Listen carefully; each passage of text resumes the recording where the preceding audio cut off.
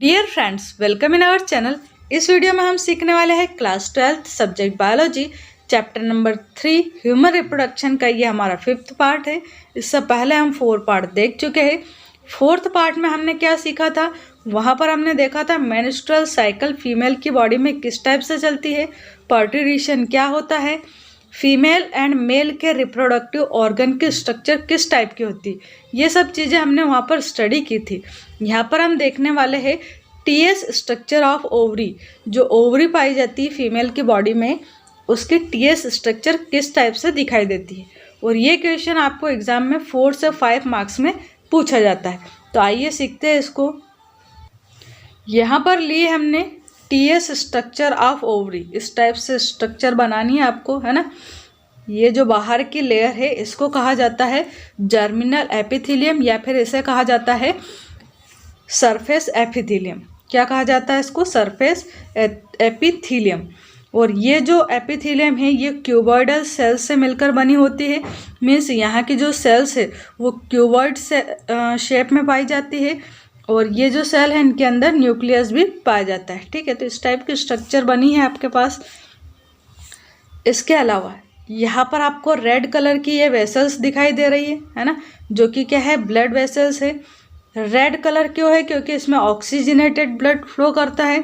और यहाँ पर नीचे जो ब्लू कलर की ब्लड वेसल्स दे रखी है, इनमें CO2 कंटेनिंग ब्लड फ्लो करता है, इसलिए यहाँ पर कलर इनका ब्लू कलर दे रखा है। ठीक है, इसके अलावा यहाँ पर ये जो सेल्स है, ये छोटी छोटी जो सेल्स आपको दिखाई दे रही है, इनको हम बोलते हैं फॉलिकल सेल। क्या बोलते हैं इनको हम?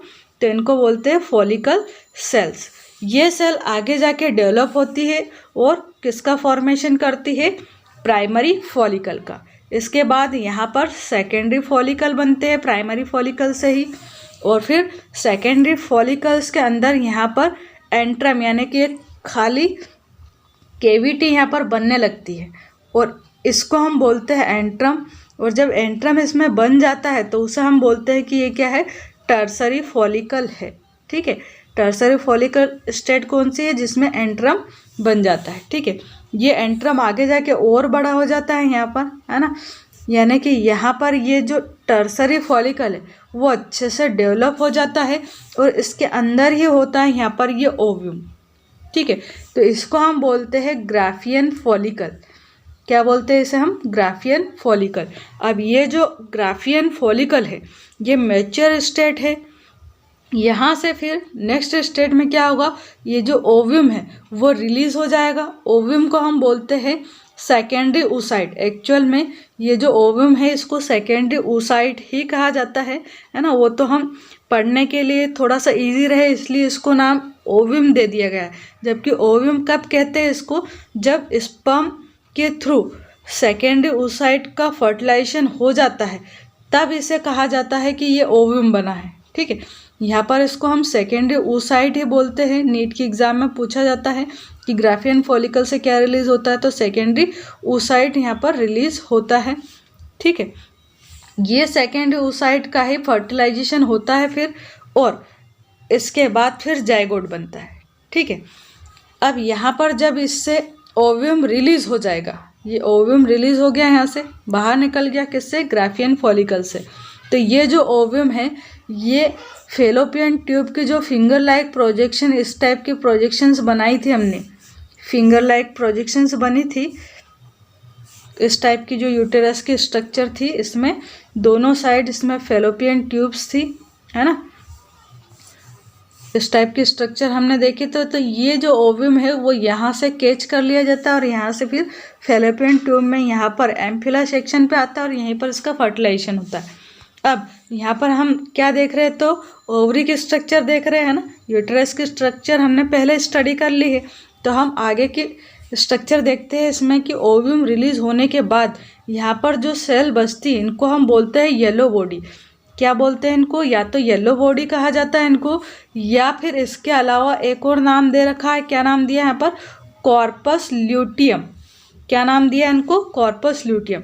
अब ये जो कॉर्पस ल्यूटियम की जो सेल्स है इनका काम क्या है? तो यही सेल्स है जो एंड्रोजन एंड प्रोजेस्टेरॉन हार्मोन को रिलीज करती है। ठीक है, फीमेल की बॉडी में जो हार्मोन रिलीज होते हैं वो एंड्रोजन एंड प्रोजेस्टेरॉन हार्मोन होते हैं, और वो किसके थ्रू रिलीज होते हैं, तो कॉर्पस ल्यूटियम के थ्रू रिलीज होते हैं। ठीक है, यानी कि अगर हम ओवरी के वर्क देखें या फंक्शन देखें तो ओवरी के 2 फंक्शन है मेनली। कौन कौन से? एक तो सिक्रेशन ऑफ हार्मोन्स, कौन कौन सा हार्मोन? Androgen and progesterone. ठीक है, इसके अलावा दूसरा फंक्शन क्या है? ओवम यानी कि सेकेंडरी oocyte को रिलीज करना। तो ये फंक्शन थे ओवरी के। 2 फंक्शन पूछे जाते हैं, आगे अपन क्वेश्चन देखेंगे। इसके अलावा इसकी जो स्ट्रक्चर है वो आपको इस टाइप से बनाना आना चाहिए, है ना। यहाँ पर अपन देख लेते हैं कि स्ट्रक्चर आपको किस टाइप से बनानी है। ये रही इसमें स्ट्रक्चर, इस टाइप से आप स्ट्रक्चर को बना सकते हैं, है ना। आपको जो नोट्स दिए हैं उसमें भी इस टाइप की स्ट्रक्चर दे रखी है। तो वहाँ पर अगर टफ है स्ट्रक्चर, थोड़ी ज़्यादा कॉम्प्लिकेटेड दे रखी है, तो आप इस टाइप से यहाँ पर बना सकते हैं। इसके अलावा ओवरी में जो ये यहाँ का अंदर का ये जो पार्ट है, यहाँ पर किसी भी टाइप के फॉलिकल्स प्रेजेंट नहीं होते। इसको हम क्या बोलते हैं? ओवरियन मेडुला वाला पार्ट। ये इतना जो पार्ट दिखाई दे रहा है आपको, इसको कहा गया है ओवरियन मेडुला पार्ट। ठीक है, और ये जो बाहर वाला ये जो पार्ट दिखाई दे रहा है ओवरी का, यहाँ पर ये ग्राफियन फॉलिकल्स वगैरह प्रेजेंट रहते हैं, या डिफरेंट टाइप के फॉलिकल्स प्रेजेंट है, प्राइमरी सेकेंडरी टर्सरी। इनको कहा है ओवरियन कॉर्टेक्स। ये जो पार्ट है इसको कहा है ओवरियन कॉर्टेक्स। ठीक है, तो ये चीज़ें आपको अच्छे से अंडरस्टैंड करनी है, और ये स्ट्रक्चर इस टाइप से सिंपल वे में आप ड्रॉ कर सकते हैं। और next question is write two major functions each of testis and ovary. Testis and ovary के हमें टू मेजर फंक्शंस बताने हैं यहाँ पर। तो पहले हम यहाँ पर देखते हैं टेस्टिस के मेजर 2 फंक्शंस। ठीक है, फर्स्ट फंक्शन दे रखा है यहाँ पर production of sperm bye seminiferous tubules. जो टेस्टिस है ये क्या करती है? सेमिनिफेरस ट्यूबल्स के थ्रू स्पर्म का फॉर्मेशन करती है। जो टेस्टिस का अगर हम मेन फंक्शन देखें तो क्या फंक्शन है टेस्टिस का, कि टेस्टिस जो है वो मेल में स्पर्म का फॉर्मेशन करती है, और जो स्पर्म का फॉर्मेशन होता है वो कहाँ होता है? तो सेमिनिफेरस ट्यूबल्स के अंदर होता है। ठीक है, सेकेंड फंक्शन यहाँ पर दे रखा है production of male sex hormones like testosterone by Leydig cells. Male की बॉडी में जो टेस्टोस्टेरॉन हार्मोन पाया जाता है वो टेस्टिस के थ्रू ही बनाया जाता है। ठीक है, किसके थ्रू बनाया जाता है? तो टेस्टिस में जो लेडिंग सेल्स पाई जाती है इनके थ्रू बनता है टेस्टोस्टेरॉन हार्मोन। और ये जो टेस्टोस्टेरॉन हार्मोन है ये सेकेंडरी मेल कैरेक्टर्स के लिए रिस्पॉन्सिबल होता है। कौन कौन से कैरेक्टर? जैसे कि लड़कों में वॉइस का थोड़ा हैवी होना, उनके शोल्डर जो है वो ब्रॉड होना, फेस के ऊपर हेयर आना यानी कि दाढ़ी मूंछ का आना, ये सब जो कैरेक्टर्स आते हैं बॉय में या फिर मेल में, तो ये किसके कारण आते हैं? ये टेस्टोस्टेरॉन हार्मोन के कारण आते हैं। ठीक है, नेक्स्ट अपन देखते हैं ओवरी। ओवरी के 2 फंक्शन अगर हम देखें तो फर्स्ट फंक्शन होता है प्रोडक्शन ऑफ ओवा या एग्स। फीमेल की जो ओवरी होती है यहीं से एग यानी कि ओवा का प्रोडक्शन किया जाता है।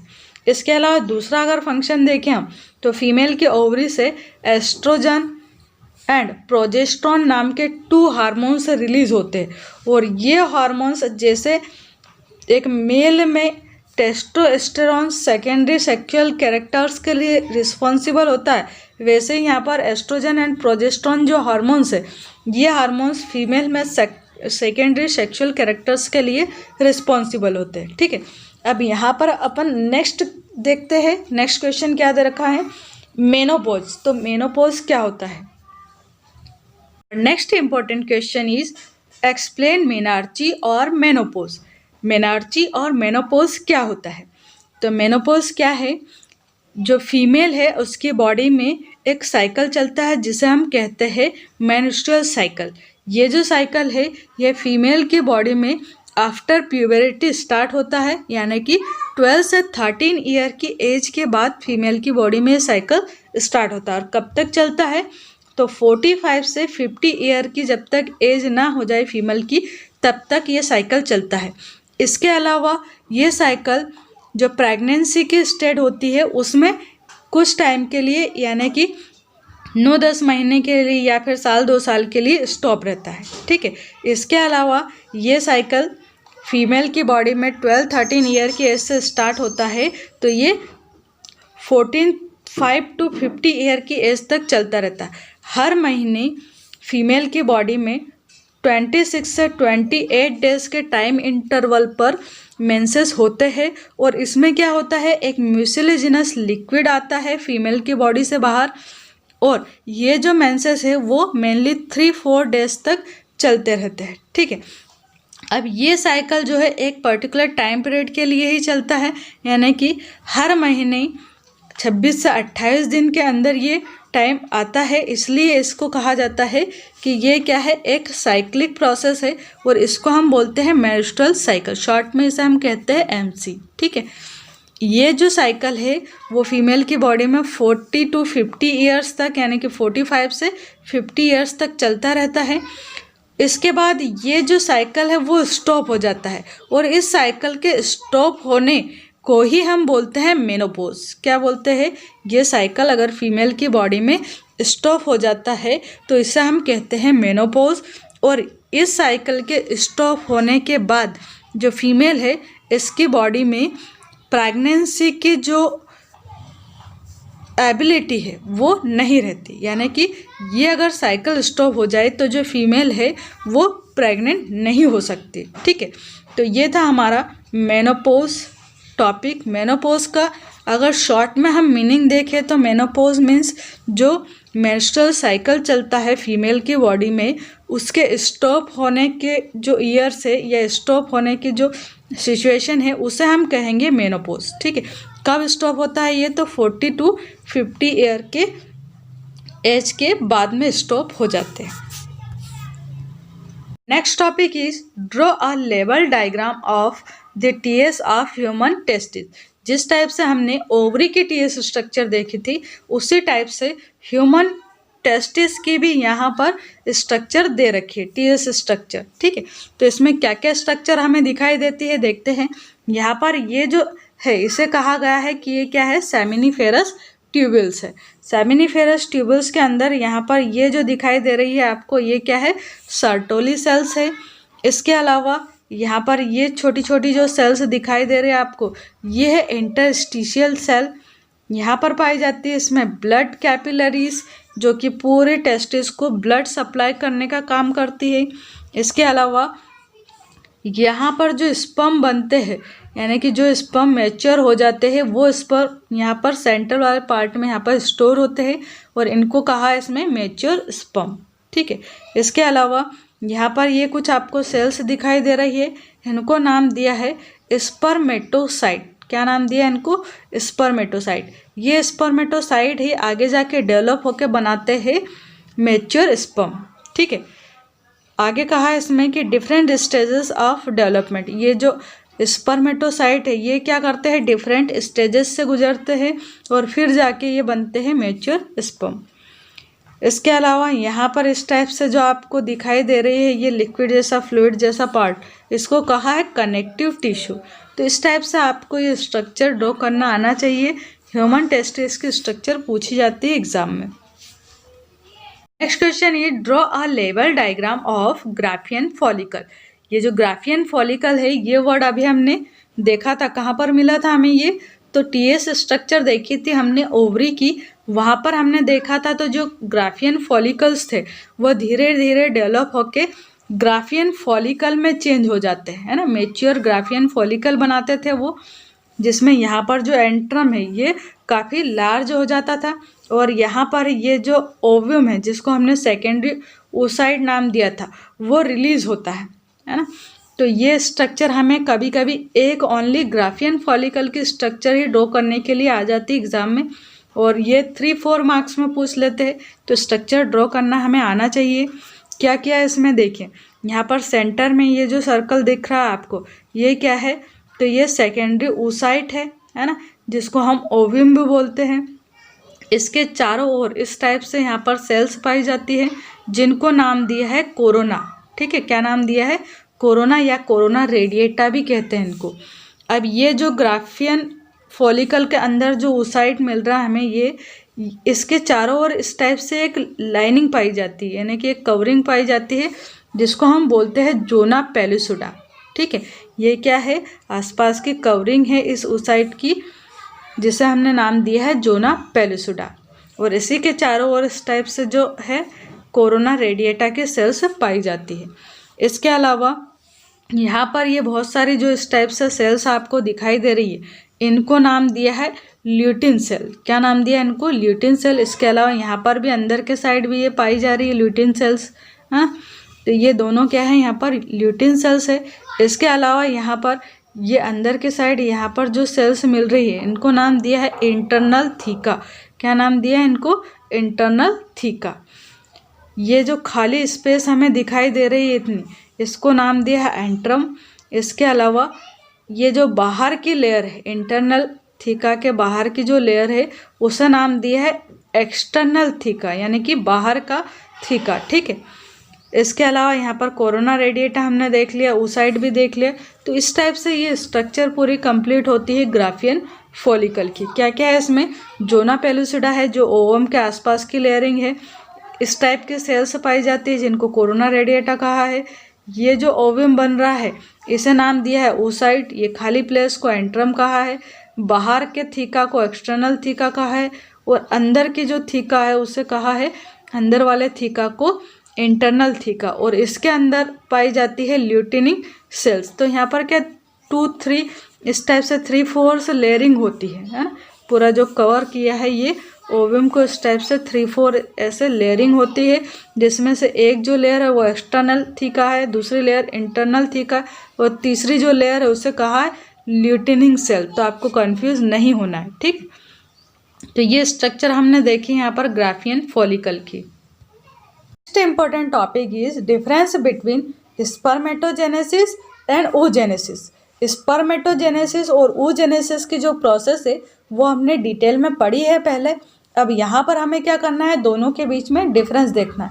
तो स्पर्मेटोजेनेसिस में क्या होता है, स्पर्म का फॉर्मेशन होता है, और oogenesis में ओव्यूम का फॉर्मेशन होता है। जो स्पर्मेटोजेनेसिस प्रोसेस है ये मेल के टेस्टिस में पाई जाती है, जबकि जो oogenesis की प्रोसेस है ये फीमेल की ओवरी में पाई जाती है। ठीक है, और इसके थ्रू क्या बनते हैं, ओवम बनते हैं। सीक्वेंस वाइज यहाँ पर डिफरेंस देखते हैं। फर्स्ट डिफरेंस में क्या कहा है, sperms are produced by this process, and oogenesis में क्या कहा है, ovums are produced by this process. Second difference देखते हैं, क्या कहा है, in this process primary spermatocytes are formed by maturation of germinal epithelium cells. यानी कि जो स्पर्मेटोजेनेसिस प्रोसेस है इसमें जो स्पर्म्स बनते हैं वो प्राइमरी स्पर्मेटोसाइट से बनते हैं, और ये जो प्राइमरी स्पर्मेटोसाइट है ये किससे बनते हैं, तो जर्मिनल एपिथेलियम सेल्स से बनते हैं। ऐसे ही फीमेल में जो ओव्यूम है ये प्राइमरी oocyte से बनते हैं, और जो प्राइमरी oocyte है वो जर्मिनल एपिथेलियम सेल्स से बनते हैं। ठीक है, नेक्स्ट पॉइंट है थर्ड पॉइंट हमारा। यहाँ पर थर्ड पॉइंट में क्या कहा है, primary spermatocyte divide two form spermatid. जब प्राइमरी स्पर्मेटोसाइट टूटते हैं यानी कि डिवाइड होते हैं तो क्या बनाते हैं, ये स्पर्मेटिड्स बनाते हैं। ठीक है, जबकि जो प्राइमरी oocyte है ये जब टूटते हैं तो क्या बनाते हैं, ओवम बनाते हैं और 3 पोलर बॉडीज बनाते हैं। फोर्थ डिफरेंस दे रखा है इसमें, देयर इज इक्वल डिवीजन। जो स्पर्मेटोसाइट होते हैं इनमें इक्वल डिवीजन होता है, जबकि जो oogenesis प्रोसेस होती है इसमें जो सेकेंडरी oocyte है वो अनइक्वल डिवीजन करता है। ठीक है, और जिसके थ्रू क्या बनते हैं, ओवम बनते हैं एंड 3 पोलर बॉडीज बनती हैं। फिफ्थ डिफरेंस दे रखा है यहाँ पर, लास्ट है, large number of sperms are formed by this process. यानी स्पर्मेटोजेनेसिस की जो प्रोसेस है इसमें लार्ज नंबर में स्पर्म बनते हैं, जबकि जो oogenesis प्रोसेस है इसमें लेस नंबर में ओवम बनते हैं और बाकी पोलर बॉडीज बनती है, जो कि पोलर बॉडीज आगे जाके डीजनरेट हो जाती है। ठीक है, तो oogenesis प्रोसेस में क्या होता है, लेस नंबर में ओव्यूम बनते हैं। तो ये थे हमारे आज के इम्पोर्टेंट टॉपिक्स। आई होप आपको वीडियो अच्छा लगा होगा and thank you so much for watching this video. Thank you.